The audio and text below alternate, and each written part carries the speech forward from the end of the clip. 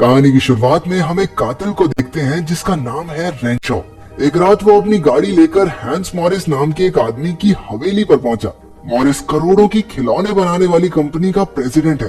रेंशो को उसी का खून करने की सुपारी दी गई थी। वो अपने स्टोर रूम में कुछ खिलौने देख रहा था जब उसका हाथ हरे रंग की एक परी पर गया। रेंशो बाहर से उस पर नजर रखे हुए था और अब उसने अपने प्लान को अंजाम देने का फैसला किया। उसने गन लोड की और मास्क लगाकर दरवाजे की ओर बढ़ा। वो सिक्योरिटी गार्ड को चकमा देने के लिए बाहर एक फोन रख देता है जिस पर उल्टी गिनती चल रही थी। हड़बड़ाकर गार्ड फोन को बाहर फेंकने चला गया और इसी वक्त रेंशो ने हवेली में एंट्री मारी।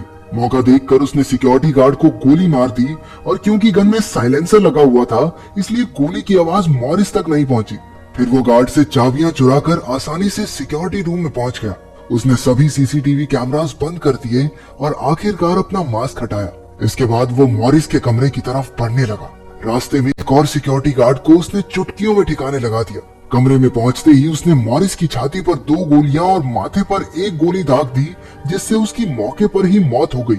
रेंशो ने उस हरी परी वाले खिलौने को उठा लिया जिसे वो अपने शिकार मॉरिस की निशानी बनाकर रखेगा। उसे टेबल पर मॉरिस की मां की एक तस्वीर दिखाई दी जिस पर कुछ लिखा भी हुआ था। उसने इसके बारे में ज्यादा नहीं सोचा और वहां से निकल आया। उसने प्लेन में अपने क्लाइंट को मिशन कंप्लीट होने की खबर दी और आराम से बैठ गया। थोड़ी देर बाद उसके पास बैठी एक लड़की ने उससे च्युइंगम मांगी जिसे निकालने के लिए रेंशो अपना बैग खोलता है। उसके बैग में वो हरी परी वाला खिलौना देखकर लड़की भी सोच में पड़ गई कि इतना बड़ा आदमी अपने बैग में खिलौने रखता है, लेकिन उसने कुछ कहा नहीं। बाद में एयरपोर्ट पर उतरकर उसने देखा कि मॉरिस के खून की खबर चारों ओर फैल गई थी। तभी उसकी नजर एक बच्ची के बैग पर गई जिसमें वैसी ही एक गुड़िया थी जैसी उसने मॉरिस के कमरे में देखी थी। इसके बाद उसके साथ अजीबोगरीब चीजें होना शुरू हो गई। उसके घर की बिल्डिंग की रिसेप्शन टेबल पर भी एक हरे रंग का खिलौना था जो मॉरिस की टेबल पर भी हुआ करता था। घर पहुंचने पर रेंशो ने उस हरी परी को एक डिस्प्ले टेबल पर सजा दिया जहां वो उन सभी लोगों की निशानियां रखता था जिन्हें उसने मारा था। वहाँ चश्मे, चाबियां, पेन, पैसे और न जाने क्या क्या चीजें थी जो कभी उन मरने वालों की हुआ करती थी। देखते ही देखते वो सोफे पर बैठा बैठा सो गया। बीच रात में अचानक दरवाजे की घंटी बजी और उसकी आंख खुल गई। इतनी रात में कौन आया था? उसने कैमरा में देखा कि रिसेप्शनिस्ट हाथ में एक बड़ा सा बक्सा लिए उसके दरवाजे पर खड़ी थी। जब उसने दरवाजा नहीं खोला तो वो बक्से को वहीं रखकर वहाँ से चली गई। फिर रेंशो बक्सा अंदर ले आया और किचन काउंटर पर रख दिया। बक्से पर उसी का नाम था लेकिन भेजने वाले का नाम पता नहीं लिखा था। हालांकि उस पर सिग्नेचर किए हुए थे जो हूबहू मॉरिस की माँ के सिग्नेचर जैसे लग रहे थे। पहले तो रेंशो ने सोचा कि बक्से को फेंकने में ही भलाई है, लेकिन फिर वो उसे खोलने से खुद को रोक नहीं पाया। वो बेहद बारीकी से रैपर उतारने लगा। अंदर उसे खिलौनों से भरा एक बक्सा मिला जो मॉरिस की कंपनी की तरफ से आया था। बक्से के पीछे लिखा था कि इसमें एक सीक्रेट बोनस सरप्राइज भी है। पहले तो रेंशो ने पूरी छानबीन की कि कहीं ये कोई जाल तो नहीं है, लेकिन ऐसा तो उसे कुछ भी नहीं मिला। उसने बक्सा खोला तो उसमें बहुत सारे प्लास्टिक सैनिक थे जिनके हाथों में बंदूकें थी। उसने एक खिलौने को निकालकर ध्यान से देखा लेकिन वो एकदम नॉर्मल था। बाद में अचानक से बक्सा अपने आप नीचे गिर गया। रेंशो को अच्छे से याद था कि बक्सा किनारे पर तो नहीं था। जैसे ही वो चेक करने गया तो देखते ही उसके होश उड़ गए। वो सभी खिलौने बक्से से गायब हो चुके थे। अब एक के बाद एक अजीबोगरीब चीजें होना शुरू हो गई। पर्दे खुद से हिलने लगे और अचानक सभी लाइट्स भी बंद हो गई। रेंशो ने देखा कि किसी ने लाइट्स की केबल ही काट दी थी। उसी पल एक सैनिक ने अपनी तेज धार बंदूक उसके पैर में घोंप दी। रेंशो को समझ आ गया था कि ये सारा किया धरा इन सैनिकों का ही है। जैसे ही वो उन्हें देखने के लिए झुका, सैनिकों ने उस पर अंधाधुंध गोलियां बरसानी शुरू कर दी। जल्द ही उन्होंने एक विस्फोटक फेंककर उसकी पैंट जला दी। रेंशो को एहसास हुआ कि ये सैनिक तो छोटा पैकेट बड़ा धमाका है वे। अब इनसे बचने की तरकीब सोचने के लिए वो बाथरूम की ओर भागा, लेकिन पीछे से लगातार फायरिंग चालू थी।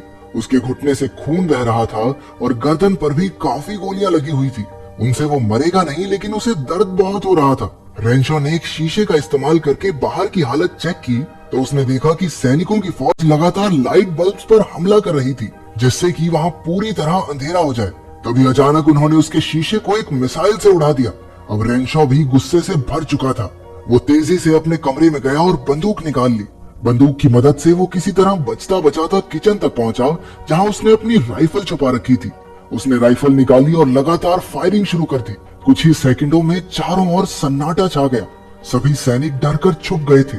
रेंशो ने इसी मौके का फायदा उठाकर पूरा सोफा ही पलट दिया, जहां उसे कई सैनिकों की लाशें मिली।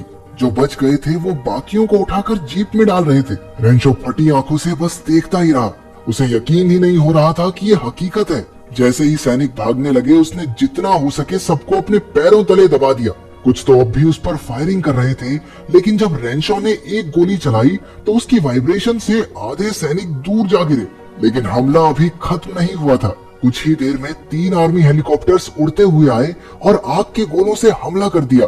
रेंशो जैसे तैसे उनसे बचने में कामयाब हो गया। फिर उन्होंने अपनी असली ताकत दिखाते हुए उस पर धड़ाधड़ मिसाइलें दागनी शुरू कर दी। रेंशो भागकर अपने बाथरूम में पहुंचा और खुद को लॉक कर दिया। शीशे में खुद को देखते ही उसका सर चकरा गया। उसके चेहरे और शरीर पर बहुत सारे कट्स और जख्मों के निशान थे।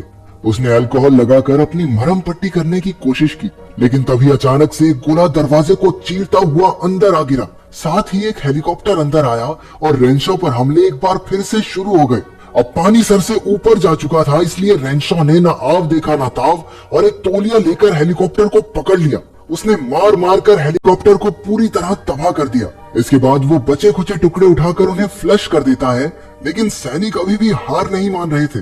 आखिरकार उसने एक हेयर ड्रायर टॉयलेट में डाला, जिससे सारे सैनिक मर गए। बाहर से एक सैनिक ने नोट सरकाया जिस पर लिखा था, खुद को हमारे हवाले कर दो। उनकी चालाकी देखकर रेंशो भी हैरान रह गया और उसने भी जवाब में लिख दिया, भाड़ में जाओ सालों, हट। और जब वो कागज वापस रखने गया तब उसे समझ आया कि ये तो उनकी एक चाल थी। खिलौनों की पूरी फौज टैंक्स के साथ हमला करने को तैयार खड़ी थी। उनके जोरदार हमले से दरवाजे के चीथड़े उड़ गए और अब रेंशो सीधा उनके निशाने पर था। अपनी जान बचाने के लिए वो खिड़की से बाहर निकल गया, लेकिन बेचारा 14th फ्लोर से कूद भी नहीं सकता था। आगे कुआं तो पीछे खाई। अब वो फूक फूक कर कदम रख रहा था। अचानक एक हेलीकॉप्टर ने फिर से उस पर हमला कर दिया। खिलौने उसे नीचे गिराने ही वाले थे कि रेंशो ने एक शॉट में हेलीकॉप्टर को मार गिराया। आखिरकार बालकनी तक पहुंचकर उसने चैन की सांस ली, लेकिन अंदर बैठे सैनिक खिड़की पर बंदूक ताने एकदम तैयार खड़े थे। तभी उसके दिमाग में एक तरकीब आई।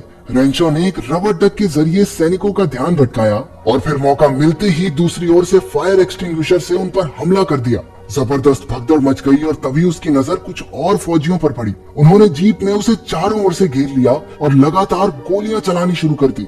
अब लड़ाई और भी खतरनाक होने वाली थी। रेंशो ने स्प्रे और लाइटर की मदद से जबरदस्त आग पैदा की और सैनिकों को जिंदा ही जला दिया।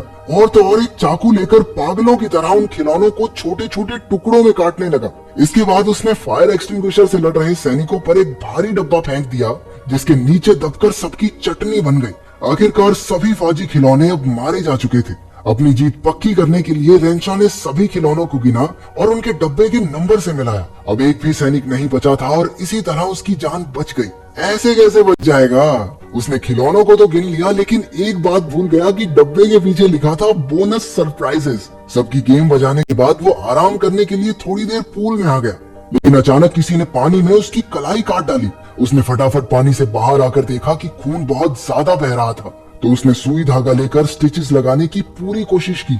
अब वो घर से बाहर जाने का फैसला करता है ताकि जो भी ये चीज है उस पर दोबारा हमला ना कर सके।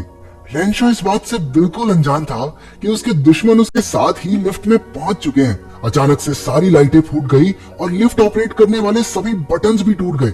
अब रेंशो इस लिफ्ट में कैद हो चुका था। उसने एक फ्लैश लाइट जलाकर देखा कि वहां सिर्फ एक कमांडो मौजूद था। लिफ्ट के ऊपर का हिस्सा गायब था, इसलिए कमांडो उसी रास्ते से लिफ्ट से बाहर निकल गया। रेंशो भी उसका पीछा करने लगा और उसने देखा कि लिफ्ट तो अटकी हुई थी। अब उसके पास बच निकलने का कोई रास्ता नहीं था। एक आखिरी उम्मीद के साथ वो बगल वाली लिफ्ट की छत पर कूद गया। उसने सीलिंग पैनल हटाया और लिफ्ट के अंदर पहुंच गया। वो किसी तरह कमांडो से बच निकला था, लेकिन उसकी खुशी ज्यादा देर नहीं टिकी, क्योंकि कमांडो भी उसी के साथ छुपकर वहां पहुंच चुका था। खिलौने ने एक चाकू लगातार रेंशो के शरीर में घोंपना शुरू कर दिया, लेकिन रेंशो को उसके इस वार से कोई ज्यादा फर्क नहीं पड़ा। रेंशो ने उस खिलौने कमांडो को पकड़ा और लिफ्ट के दोनों दरवाजों के बीच में उसका सर दे दिया। रेंशो उसके शरीर को देखकर मुस्कुराने लगा, लेकिन जल्द ही उसे एहसास हो गया कि खिलौने की बॉडी में एक बॉम्ब लगा हुआ है। उसी पल बॉम्ब के फटने से जोरदार धमाका हुआ और रेंशो की लाइफ का भी दी एंड हो गया। इसके बाद हमने खिलौने के बक्से पर एक स्टिकर देखा जिस पर लिखा हुआ था कि बोनस सरप्राइज के तौर पर उसमें एक कमांडो और थर्मोन्यूक्लियर बॉम्ब अटैच था। इसी के साथ खिलौनों ने अपने मालिक की मौत का बदला ले लिया।